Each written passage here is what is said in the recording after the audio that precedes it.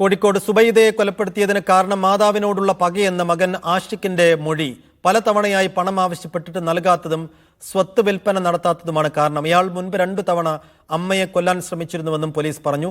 സുബൈദയുടെ മൃതദേഹം പോസ്റ്റ്മോർട്ടത്തിന് ശേഷം ബന്ധുക്കൾക്ക് വിട്ടു നൽകും. 25 വയസ്സുള്ള ആഷിഖ് പലതവണ സുബൈദയോട് പണം ആവശ്യപ്പെട്ടിരുന്നു. സ്വത്ത് വിൽപ്പന നടത്തണമെന്നും ആവശ്യപ്പെട്ടു. സുബൈദ ഇതെല്ലാം നിരാകരിച്ചതാണ് കൊലപാതകത്തിന് കാരണമെന്ന് പോലീസ് പറഞ്ഞു. ആഷിഖിന് 1.5 വയസ്സുള്ളപ്പോൾ പിതാവ് ഉപേക്ഷിച്ചുപോയി. പിന്നീട് വളർത്തിയതും പഠിപ്പിച്ചതുമെല്ലാം സുബൈദയാണ്. കോളേജ് പഠനകാലത്ത് ലഹരി ഉപയോഗം തുടങ്ങി. ബംഗളൂരുവിലെ ഡി അഡിക്ഷൻ സെന്ററിൽ ചികിത്സയിലായിരുന്നു. ഇന്നലെ മാതാവിനെ കാണാനെത്തിയപ്പോഴാണ് കൊലപാതകം.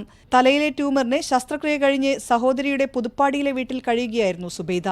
അയൽവാസിയുടെ വീട്ടിൽ നിന്ന് തേങ്ങ പൊളിക്കാനാണെന്ന് പറഞ്ഞ് കൊടുവാളുമായി എത്തി വെട്ടിക്കൊലപ്പെടുത്തുകയായിരുന്നു. ഇയാൾ അമ്മയോട് ഇടയ്ക്കിടയ്ക്ക് പണം ആവശ്യപ്പെടാറുണ്ടായിരുന്നു. പിന്നെ അമ്മയുടെ പ്രോപ്പർട്ടി വിൽക്കണം എന്നുള്ള ആവശ്യപ്പെടാറുണ്ട്. ഇത് കണ്ടിന്യൂസ് ആയിട്ട് ആവശ്യപ്പെടാറുണ്ടായിരുന്നു.